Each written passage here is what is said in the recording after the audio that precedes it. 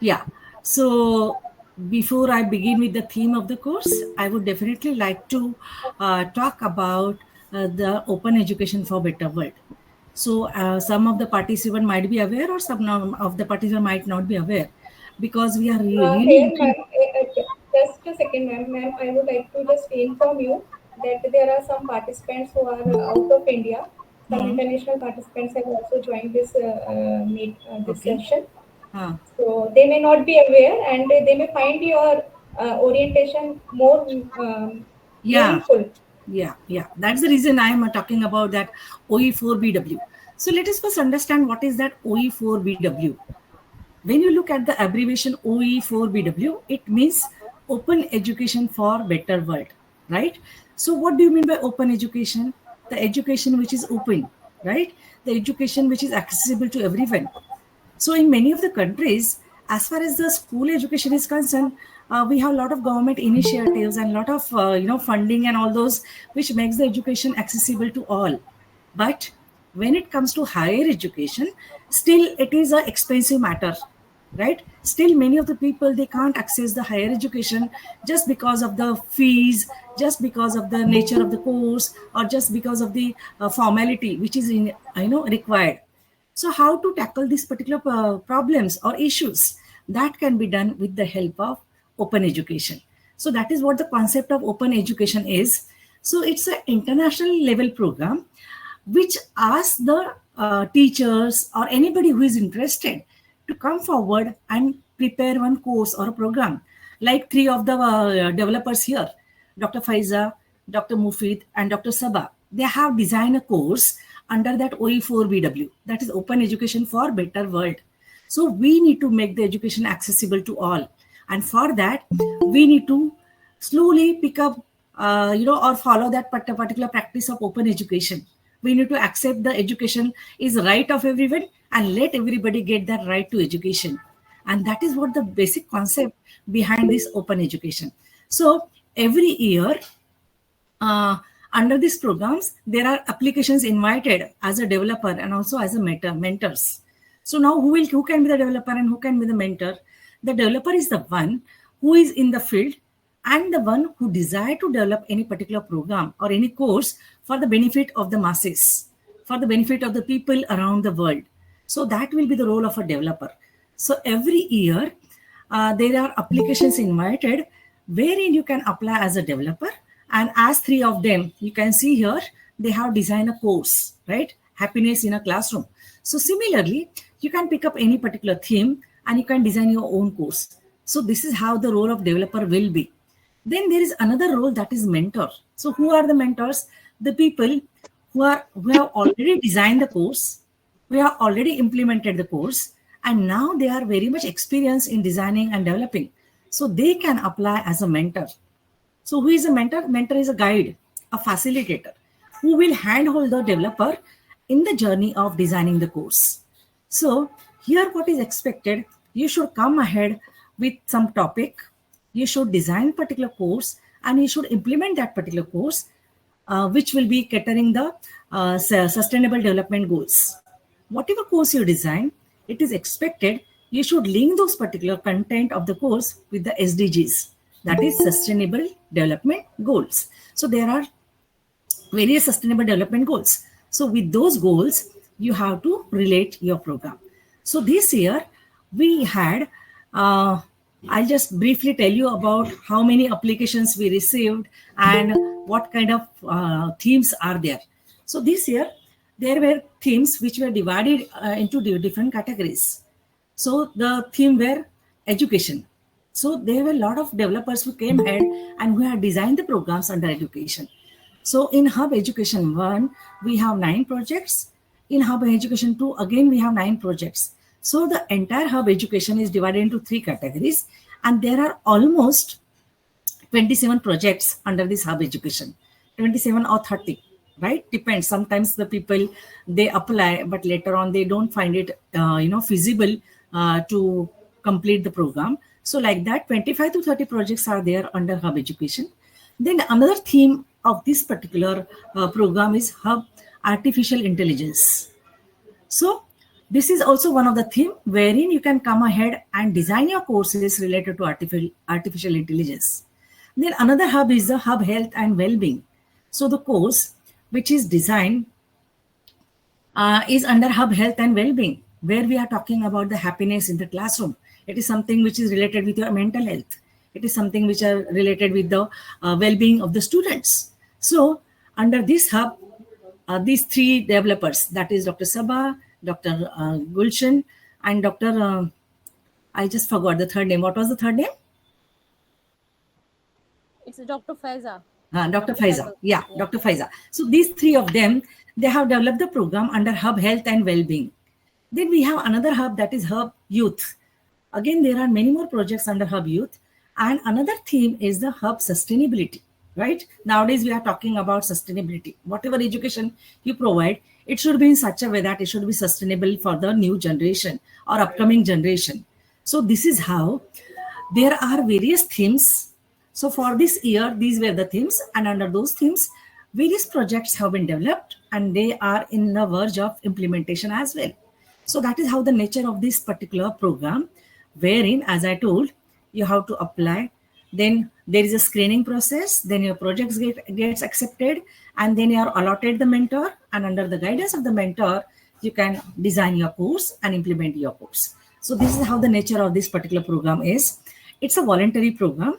There is no funding involved in this. So what is expected? Whatever course you are designing, that can be by making use of the freely available softwares, because we don't want you to spend money from your pocket, right? It's a voluntary program. And what is another advantage of this program is that you can come in network with the people around the world, right? After the implementation of the program, the developers are invited to participate in a conference, right? So that is called as EduScope conference. So they are expected to present their program under that conference. Again, it's an international conference. So this is how you get connected with the people around the world and your network is developed. So that is what the whole intention of this program is. So briefly, I just told you about this particular program, and I hope everybody has understood. And I'm really looking forward from next year, there will be more and more application from your side as well, because I am very sure some of you must be working in the school, some of you might be working in some other NGOs or something. Then too, you can come ahead and you can design a program and you can reach out to the masses and you can reach out to the people across the world. So it's a very good platform wherein you can get connected with the people around the world, right? Under the umbrella term of UNESCO. And this particular program comes under UNESCO. So automatically, you will get a chance to get connected also with the UNESCO, right? Because the entire program comes under UNESCO. So that also has a very good status wherein you are becoming a part of a mentoring program which is associated with the UNESCO. So all the funding for this particular program comes from UNESCO. Okay. So this is how briefly the nature of the program is. Now, I will not take much of your time and I'll begin with the theme of today's program. I'll keep aside 5 or 10 minutes wherein we can have the question answer, or if you want to ask me anything, we can do have that Q&A session towards the end of the session. Is it fine? Am I audible and am I accessible to all? Am I clear to all of you? Yes, ma'am. Yes, ma'am. Great. So this is a brief, in a nutshell, I have explained you what this OE4BW is about. And now I'm coming to the theme of the course, which 3 of the developers has taken up. So let me congratulate 3 of you once again. It's a very good theme you have chosen. And now I have prepared a small PPT presentation. So let me share my screen and I will take you to the theme of this particular program.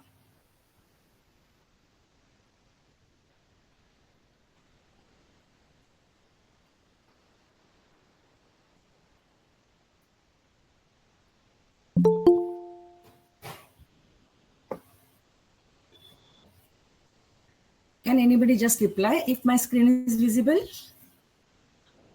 Yes, ma'am. Is visible. Okay, thank you. Yes. So let me brief you about myself.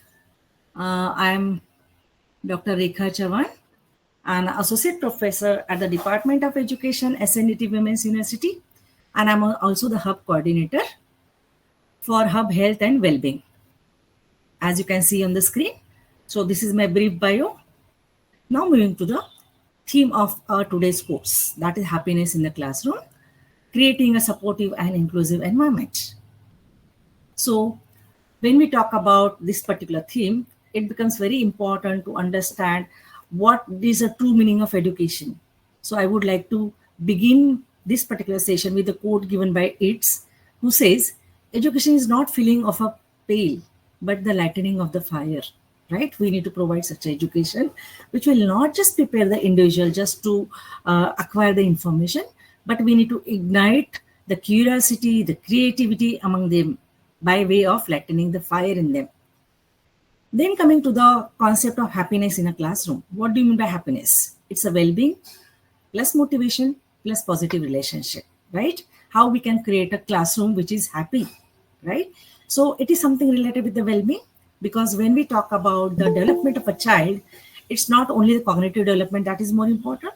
Along with the cognitive, it is a affective domain, right? When we talk about all-round development, it is the cognitive plus affective plus psychomotor. So well-being is something related with the affective domain, right? The mental development of a child, right? The emotional development of a child. These components are really important. And how we can do that? By making a classroom happy classroom. So happy classroom is well-being plus motivation. So when we create a classroom which is happy, it automatically motivates the learner for learning. And it's also about positive relationship. Now, whom in whom this relation will be? It is between the student and the teacher. It is between the student with other students. So that kind of relationship we need to develop by way of teaching, in the process of teaching and learning. Why it is important? Because when after creating such kind of happy classroom, it definitely leads to the academic success. It definitely leads to the emotional development of a child and social harmony, right? The aim of education is not to just about making the individual cognizant about the knowledge and information, but it is also about developing a citizen for a country. It also about creating a society which is dispute free, which is conflict free. So social harmony also gets developed when we create such happiness in a classroom. So these are some of the advantages when we talk about making the classroom happy. Moving on to the next. Now, why happiness matters, right? Just now I spoke about how it is important or why one should go for happiness in a classroom. So there are some other advantages also, right? So when we create a classroom which is happy, it improves the concentration and learning outcomes, right? We as a teacher, our job is not to transmit the information only, but to see the change in the child, right? That will be my learning outcome. What kind of change I want to see in my student, right? So that change is nothing but your learning outcome. The change in terms of the knowledge, the change in terms of the skill which the child is learning, the change in terms of the values which the child is developing, and also the attitude towards education. So my learning outcome should cater to these 4 areas. What knowledge the child will be acquiring, what skill the child will be learning, what competencies he will be developing, and what kind of attitude and values he will be developing when he's undergoing the teaching learning process. So the happiness also helps in developing those components of the development of a child. It definitely reduces the stress and anxiety. A lot of the time, we see the students are under pressure, right? There is a lot of workload, lot of homework, lot of too many things to do at a time, submission of assignment, participating in day-to-day activities, right? Doing one thing, another thing. So that automatically creates a lot of stress among the children and anxiety. And many times, you might have read in the newspaper, right? The child does not bear the stress and anxiety, and many times they end up also committing the suicide, especially when they are in the standard 10th or 9th, which is a deciding age of their education. So by creating a happy classroom, we can definitely reduce the stress and anxiety. It is also important in developing empathy, kindness, and teamwork among the students, and it promotes the creativity and critical thinking, which is very important. When I talk about the creativity, it is a right brain, right? Most of the time, our education caters only the left brain, right? Wherein the child will learn in analytical thinking, right? In scientific way of doing the things. But what about the creativity? What about the imagination? What about the innovation? That is something which comes with the development of right brain. And unfortunately, our entire education system doesn't think or doesn't cater the right brain. So when we create a happy classroom, student will automatically promote it for the creativity and the critical thinking. Because see here, by creating a happy classroom, basically we are creating tomorrow's citizens, right? We are creating the future of tomorrow. So what kind of individuals we want, that also depends on our happy classroom, right? So these are some of the advantages that we should keep in mind when we are talking about the happiness in a classroom. Now, what are the elements? The first element is the positive relationship between teacher and the student and among the students. What kind of bonding is developed? What kind of rapport the teacher develops with the students? That really matters, because learning successfully happens when they are emotionally involved. And when they will be emotionally involved, when they will develop the connect with the teacher, when they will develop the bonding with their peers. So that is very important element, which is also taken care when we make the classroom happy, right? So this definitely helps them for their mental well-being and their mental development. Now, this happy classroom also provides a safe environment, right? They are free. They can easily talk to each other. They can help each other. There will be cooperation. There will be empathy and so many things, right? So that automatically will remove the problems like bullying and being judgmental, right? Many times students shy or they hesitate to speak in the class because they feel they will be ridiculed or they will be criticized by the teacher or by the fellow friends. So those problems also are taken care when we make the classroom happy. And of course, the engagement, right? Happy classroom makes learning activity more engaging, more active, and they feel happy and joyful in the learning process. Happiness in the classroom also gives a recognition to the student, because when they are engaged, when they are active, definitely they will be contributing in the teaching learning process. So it will not always the teacher who will be talking or teaching, but it will be the student who will be active, and they feel they are recognized in the classroom. They are significant, right? They are valued. They have the say in the classroom, and that automatically will give them the recognition, right? And they will feel like appreciated by the teachers, by the fellow friends, and that will help them in developing their self-concept. So many advantages. When they feel recognized, when they feel they are appreciated, automatically it will develop their self-concept. And once the self-concept is developed, definitely they will have an all-round personality. So this is how the importance of happiness is in the classroom. Then when we talk about happy classroom, we also now need to think about the issue of inclusivity, right? Many times we say our classroom is inclusive, or our classroom is respecting everybody, respecting diversity. But in reality, it doesn't, right? Inclusion is not mere about integrating those children in the classroom, but what kind of adaptation we are doing for them, the adaptation in the curriculum, the adaptation in the infrastructure. So that is what inclusivity is about, right? We need to accept them as they are, and we need to meet their needs. We need to cater their needs. We need to make ourselves in such a way that we can reach out to them. We can help out them in whatever manner we can. That is what the true concept of inclusivity is about. It's not mere integration. It is more than that. And that more than that includes a lot of things, right? We need to respect their diversity. We need to accept them as they are. And we need to appreciate the individual differences. We as a teacher many times end up with comparing one child with another child. That should not be done, right?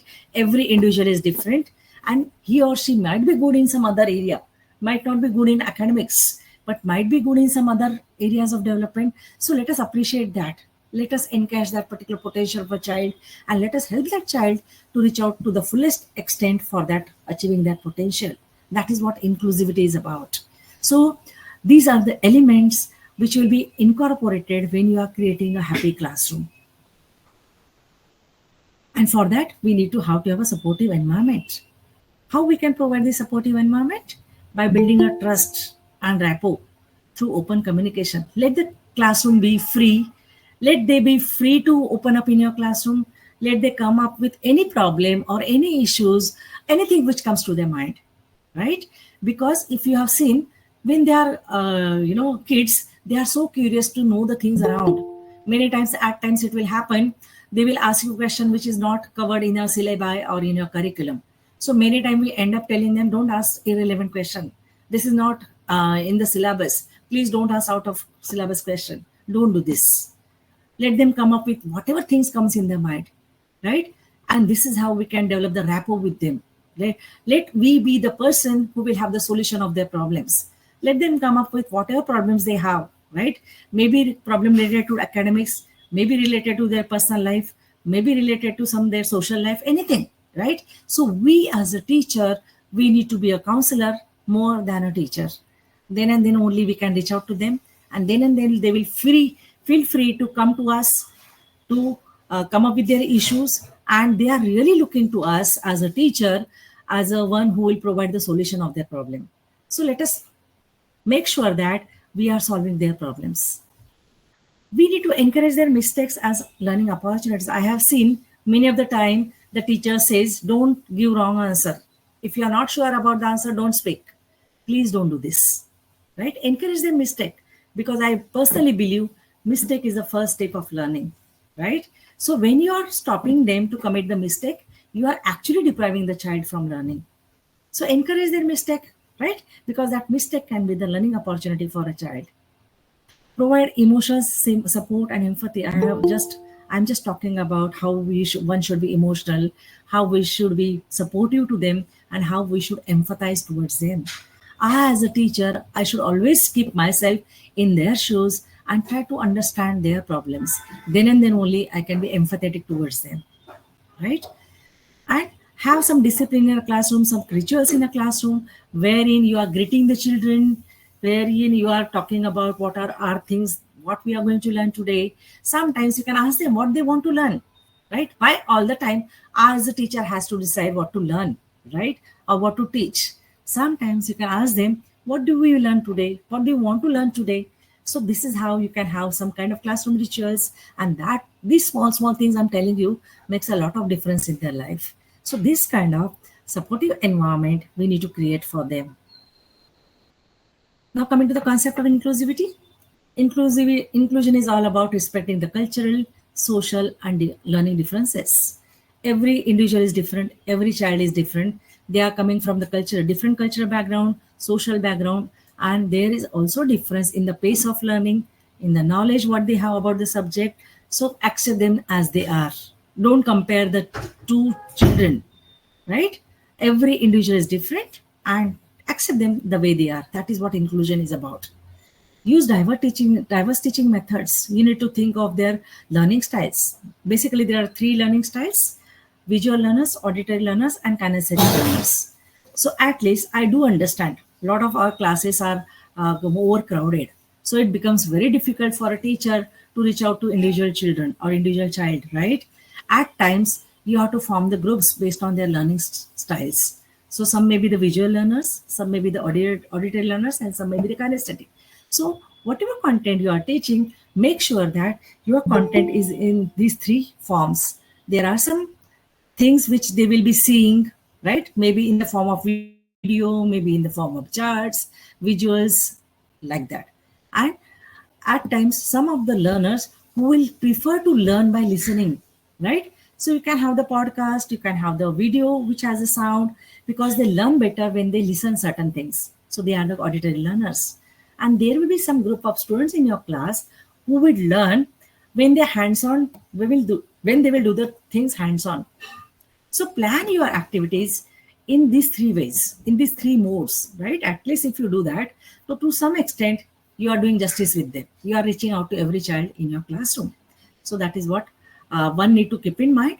Don't go with only one method, but let the methods be of different types, considering their learning styles. Provide equal opportunities for participation. You should ensure that every child in your classroom is participating in discussion or participating in different activities. Sometimes they may not be participating in discussion, but they may be good in drawing, they may be good in writing. So allow them to participate in whatever way they can, right? Don't force them to give the answer or to participate in discussion, because they might not be good in that, or they might not be feeling happy by this particular mode of presentation. So whichever way they want to present, by drawing, by writing, or by acting or demonstrating, let them do whatever way they can do.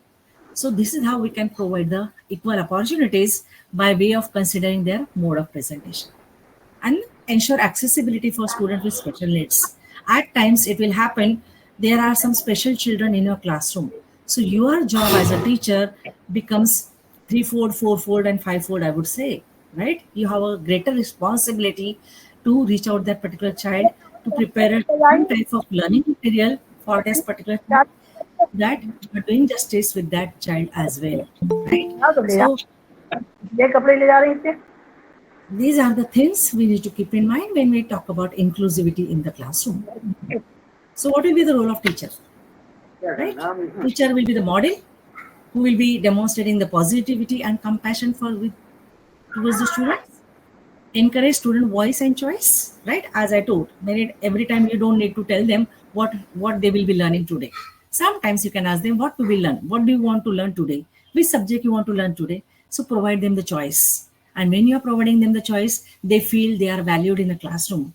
They feel they have the voice in the classroom, right? Incorporate their voice in a classroom. Use humor, stories, and motivational activities, and celebrate small achievements. For you, it might not be that great achievement. For that child, it can be a great achievement. So appreciate that, right? Right? Celebrate those achievements.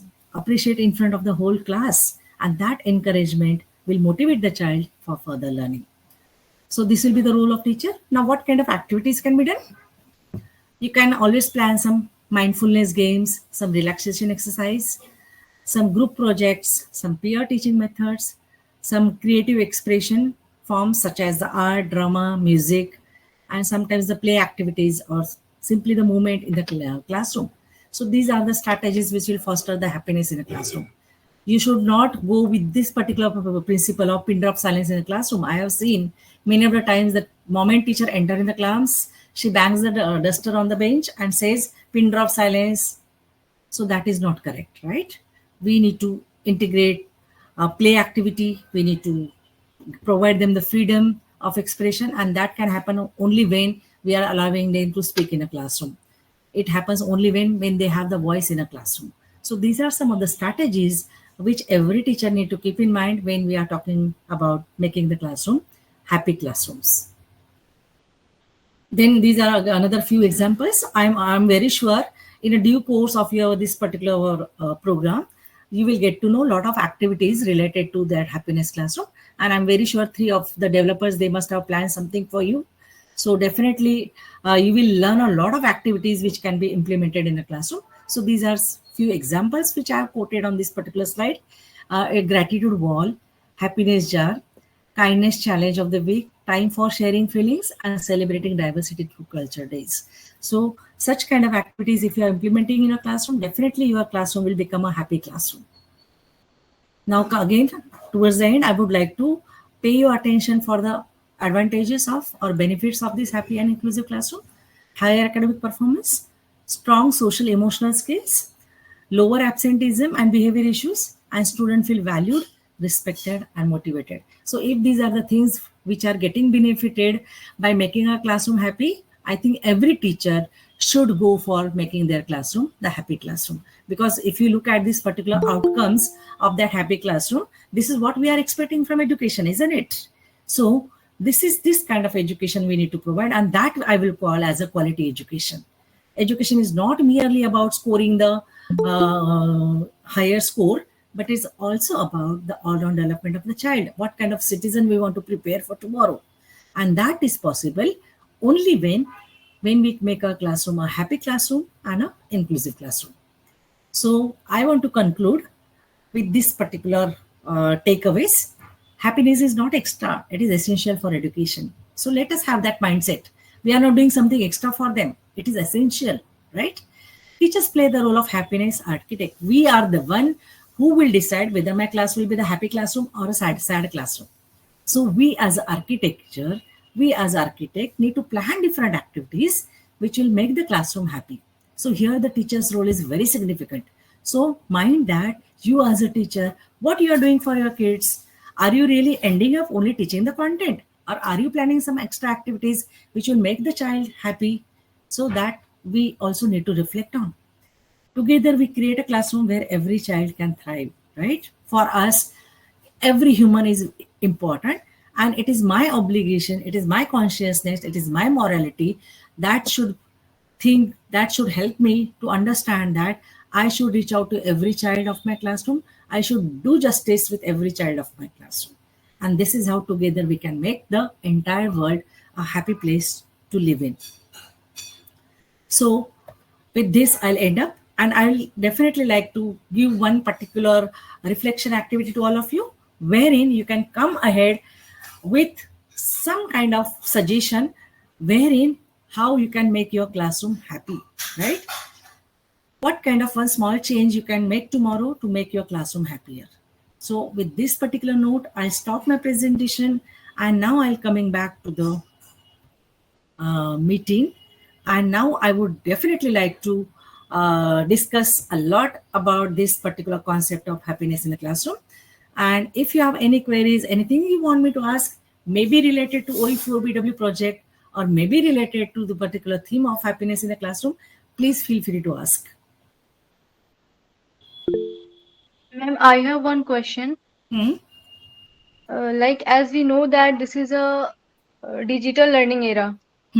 So in an age of digital learning, does technology increases or decreases happiness in the classroom? It again depends on the creativity of the teacher, right? There are a lot of digital tools which makes the classroom more interactive, right? Lot of digital tools. So you as a teacher, it is your responsibility to make use of those digital tools which makes the learning more engaging, more interactive. There are some tools like H5P, there are some tools like Edpuzzle, which really makes the content more interactive. Happiness is all about interactive, right? Bringing the engagement of the student in a classroom, how you are successfully engaging the student in a classroom.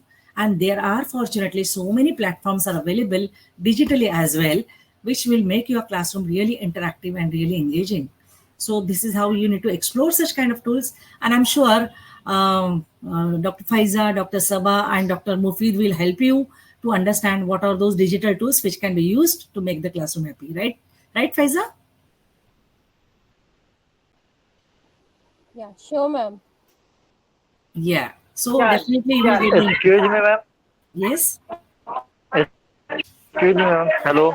Ma'am, I want to say that the notes of this session were available because I couldn't attend proper this session due to engage in some work. So I just only hearing, not listening. Sorry, I am not getting the question. Can any three of Actually, you ma'am, will understand? yes. Actually, I got his point. He was trying to say that he missed some part of your valuable session. So he just wanted to have that PPTs that what you have shared. Oh, So he sure. was saying Sure. I'll share with your course developers, and they will share with you. Sure. Ma'am, I Yes, have one ma'am. more question.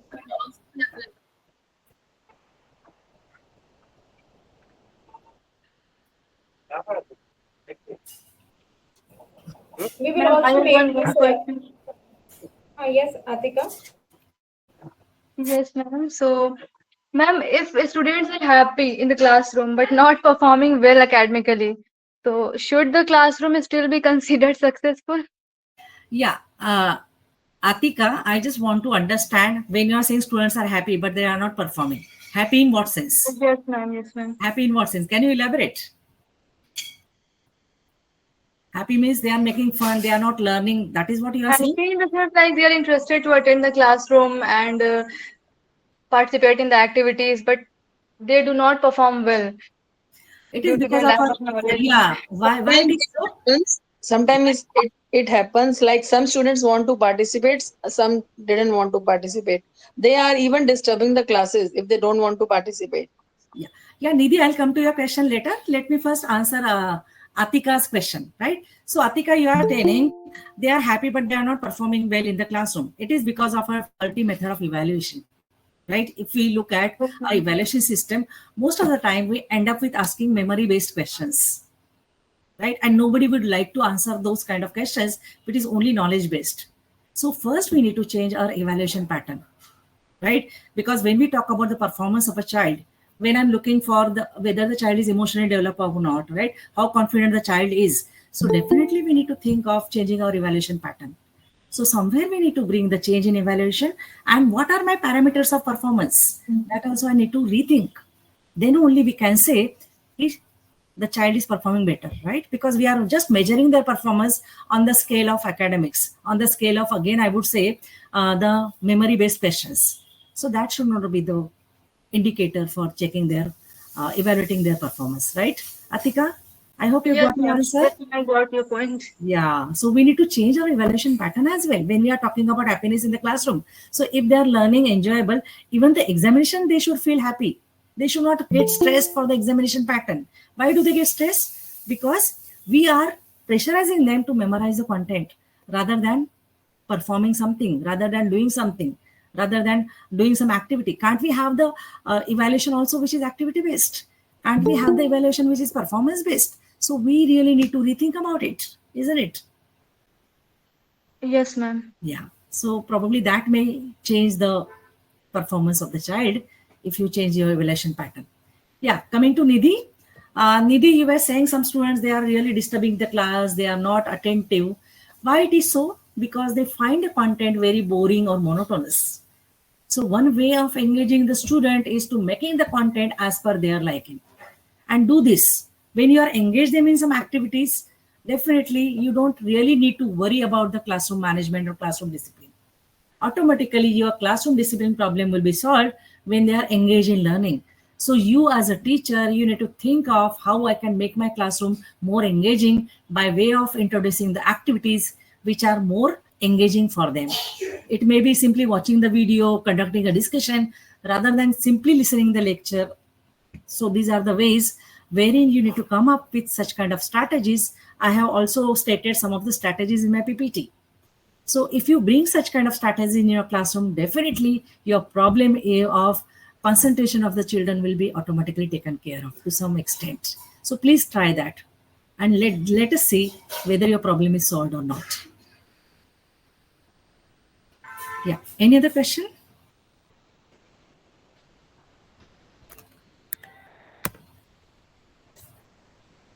I think there are no questions. So over to you, three of the developers. Please go ahead. Thank you very much, ma'am. Now, for the formal vote of thanks, I would like to call upon Dr. Faisal Azhar. Dr. Gulshan, would you like to say something to our resource person, or would you like to interact with our audience? Yeah, the session is really very enriching, ma'am. So you have highlighted many points which is very relevant to the present classrooms, and which also focuses on the inclusivity of the classrooms. And those points are, if we implement those points and if we really understand those points, then those points will be very helpful for us as a teacher. I hope the audience or the learners who have joined this meeting are most of the teachers here because I can figure out from the questions they are asking. So really, ma'am, the session is really very enriching, very interesting, and it is to the point. What we the expectations of the sessions was, it was totally upon that, and we are really very fortunate to have you as a mentor and as a hop coordinator. Thank you It's so much, ma'am. it's always a pleasure. It's always a pleasure. Thank you. Thanks to the Thank you, learner. everyone. Yeah. Yeah, over to And Dr. for Faisal. audience, Yeah, for audience. audience, I would like to inform here that we will be organizing such kind of webinars every week, and we three will be meeting you every week. So if you have any query, any issue, anything is not clear to you for the last module and all, so you can discuss. This is a platform where you can discuss all these things. Huh? And now Yeah, I would like one more point I to. would like to add. Sorry, Faiza, Faiza ma'am and Sabha ma'am. Yeah, so as Sabha ma'am is already informing us that we have planned